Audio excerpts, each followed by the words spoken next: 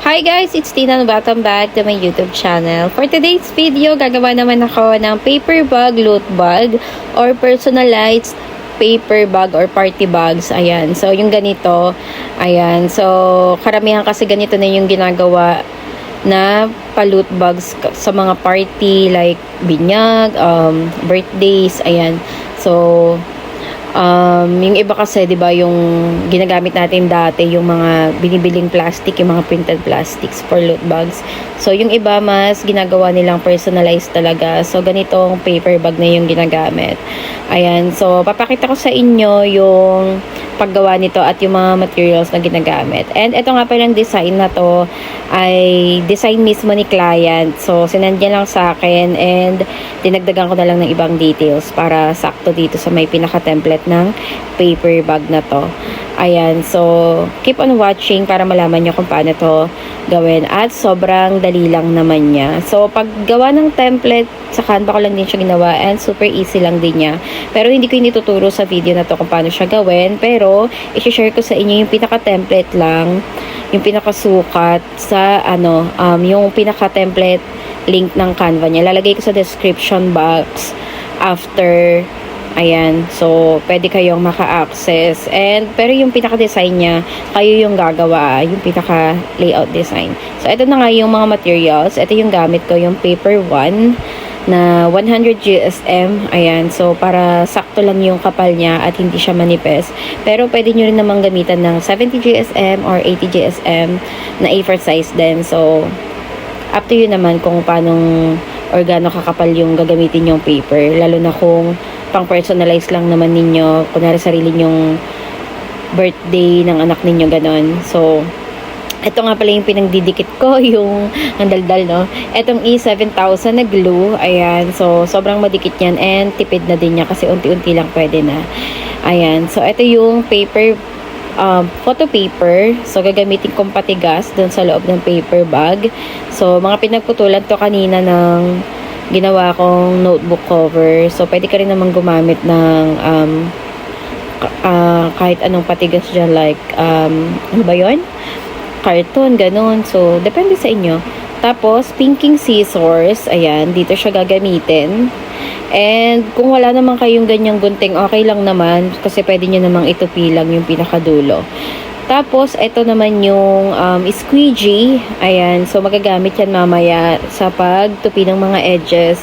And kung wala naman kayong ganyan, okay lang naman. Pwedeng yung dulo lang ng gunting or ruler or any flat na object na pwede nyong ipang diin. Ayan. So, syempre nga gagamit din ng scissors sa panggupit ng mga dulo-dulo mamaya nung pinaka bond paper. So, ito nga yung paper bag handle naman.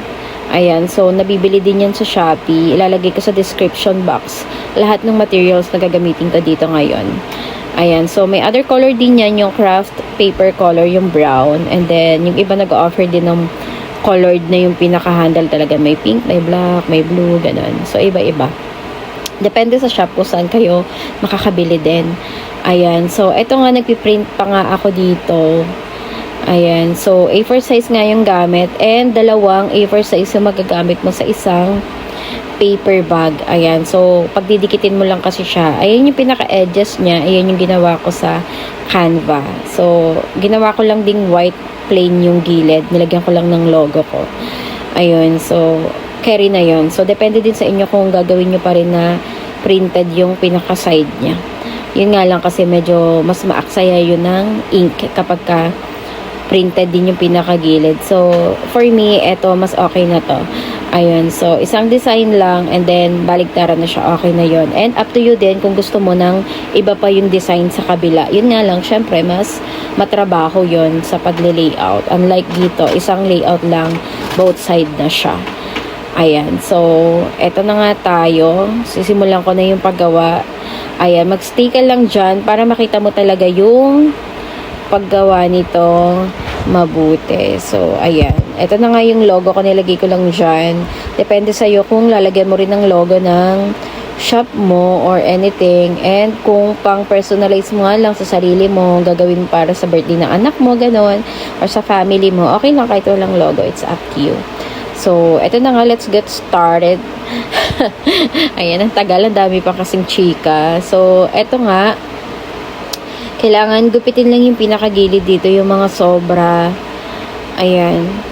Yung pinakalinya na yan, yun yung magiging pattern natin dyan. So, napakadali lang niyang gupitin kasi may pattern na nga siya. Dito naman sa part na to, ito yung gagamitan nitong pinking scissors para maging ganyan nga itsura. And kung wala kang ang pinking scissors na ganyan, pwede mo namang itupi na lang or gupitin mo na lang ng straight. Depende pa rin sa'yo kung ano yung trip mo. So, ayun, i-make sure lang na malinis lahat or nagupit yung mga gilid-gilid nila para pag dinikit natin mamaya, yung dalawang magkataklob ay pantay yung lalabas na pinaka-layout niya or pagdidikitan niya. Ayun. So, gupitin lang parehas, both sides. Ayun. And, okay na yun. Tapos, ito naman yung paggagamitan ng squeegee. So, pang-flatten siya ng itutupi dito sa part na to. So, susundan lang din yung mga linya at yung pinaka-edge nung may mismong image. Ayun. So, lahat nung may linya dyan, itutupi yan. So, itong yung pinakagilid na to, yan yung pagdidikitan nung kabilang side ng paper bag. Ayan. So, itutupi lang din lahat, pati yung sa baba. And then, ito din kabila. Ayun. After ma-fold lahat, ito, dalawa na siya. So, dalawang image ngayon gagamitin or dalawang A4 size.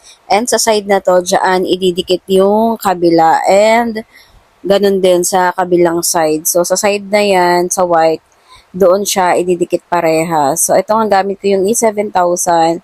And kahit konti lang ilagay nyo dyan, kahit hindi nyo pagkapunuin yung glue, okay lang kasi talagang madikit na siya. And ingatan lang din yung pagdidikit kasi mabilis matuyo yung glue na yan. So, ayan, ilalapad mo lang yan ganyan. I-make sure yung pantay kasi may mga linya naman yan para yun yung palatandaan kung magiging pantay yung pagkakadikit mo siya. So, ayun, pagkatapos niyan, yung kabilang side naman ididikit din. And, okay na siya. So, patuyuin mo lang siya saglit at i-flat mo mabuti para talagang magdikit mabuti yung pinaka-glue niya. Ayan. Ito naman yung photo paper kanina. So, ito yung nilalagay sa loob, sa pinakailalim. At yung size naman nito, ayan, based dito sa A4 size at sa pinaka-size ng template, 4.8 inches, itong pinaka-pahaba. At yung sa may gilid naman ay 2.28 inches yata yung ginawa ko dyan. So, sukatin nyo na lang din ng ruler or medida yung sa inyo. Pero wag nyo naman pagkasagad para okay pa rin yung pagkakalagay dyan. So, lalagyan ko lang yan ng mga glue sa bawat side. Ayan, tignan nyo na lang kung paano ko siya dikitan. Sobrang kaunti lang kasi sobrang dikit nga ng glue na yan. So, lalagyan ko dyan sa ilalim. Ayun. So, depende sa inyo kung anong gusto nyong gamitin dyan sa patigas na yan. Pwedeng cardboard, pwedeng, ayan, photo paper. Ayan. So, yung mga pinagtabasan lang kasi yan ng mga ginawa kong projects. Ayun, so sayang kasi, kaya ayun, magagamit dyan. So, okay na din. Ayan, so didikit mo lang yan dyan sa bawat sides. Tapos, after mong madikit lahat yan, ayun, didiinan mo lang para talagang ma-sure mo na nakadikit siyang mabuti. Ayan, so didiinan ko lang yan ng ganyan. Pasok ang kamay ko sa loob. Tapos, ganyan yung loob niya. Ayan, kung makita ninyo. And then, after mga madikit sa ilalim, itutupi naman ng konting yung ganyan, dahan-dahan. Konti tuloy. Ayan, dahan-dahan para hindi mabigla yung papel. And then, itutupi dito sa part, ayan, sa bottom part na yan. Kasi di ba kapag bumibili tayo ng bagong paper bags sa mga bilihan, ayun, di ba nakatupi siyang ganyan. Ayun, so para nga naman hindi takaw space pagka hindi ano ba yun, naka-expand yung paper bag. So, after nga niyan, ginupit ko na yung dulo gamit yung pinking scissors and ayun nga, kapag walang pinking scissors, itupi lang and then idikit. So, lalagyan ko naman ng glue itong pinaka-handle. Ayan, so yung pinaka-small size to kapag bumili kayo sa Shopee. Ayan, lalagay ko na lang din yan sa description box. Ayun, so may iba-ibang size din kasi niyan, depende din sa size ng paper bag na gagawin ninyo. And may other color din yan yung craft paper, yung brown, yung kulay, and then meron din nag-offer ng colorful yung handle. So, depende na lang sa inyo kung ano yung pipiliin ninyo. Sa akin, white lang para kahit sa anong kulay ng team ng layout ay okay pa rin siyang gamitin. So, kumbaga pang ano siya, pang unisex siya. Ayan. So, tapos na ako dito. Nadikit ko na. And sobrang dali lang talaga niyang gawin. Yung pinaka-design lang talaga yung matatagal lang kang gawin. Kasi, syempre, iba-iba yung design. So, ayun. Okay na. Ilalagay ko na lahat ng materials doon sa description, yung mga link kung saan ko siya binili, yung mga materials na ginamit ko. And sana nakatulong sa iyo to pandagdag sa small business mo o kaya pang personal use kapag gusto mo mag-DIY sa birthday party or sa binyag ng anak mo. Ayun, thank you so much for watching. Sana nag-enjoy ka and sana natuto ka. So, see you again on my next video at sana makapag-upload din ako agad soon kasi talagang sobrang busy nga ako at may dinagdag nga kasi akong new item dito sa shop. Ayun, so busy-busy ang person talaga ngayon. So, ayun ulit, thank you for watching and see you again on my next video. Tapos yung template link nga pala, ilalagay ko dyan sa description box. Ayun, so template link lang walang design. Ayun, thank you so much!